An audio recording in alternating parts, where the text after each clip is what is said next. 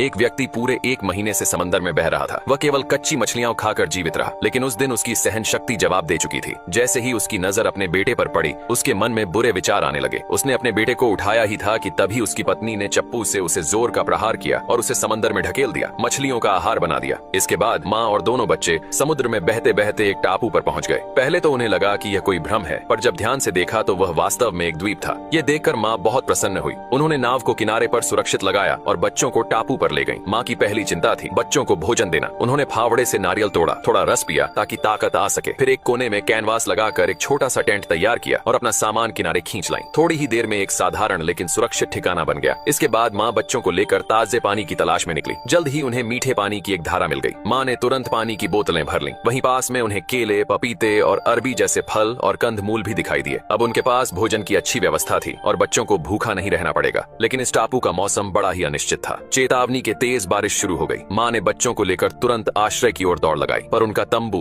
बारिश में बेकार साबित हुआ। मजबूरी में माँ ने बच्चों को कंबल में लपेट दिया और स्वयं बारिश में भीगती रही। बारिश रुकने के बाद उन्होंने देखा कि उनका टेंट पूरी तरह अस्त व्यस्त हो गया था। माँ समझ गईं कि अब उन्हें एक मजबूत आश्रय की जरूरत है। तभी बेटे ने पुकारा, माँ। माँ ने मुड़कर देखा कि पास ही एक लकड़ी का पुराना केबिन था। वह खुशी खुशी वहाँ पहुंची। देखने पर पता चला कि वह घर टूटा फूटा जरूर था, पर जरूर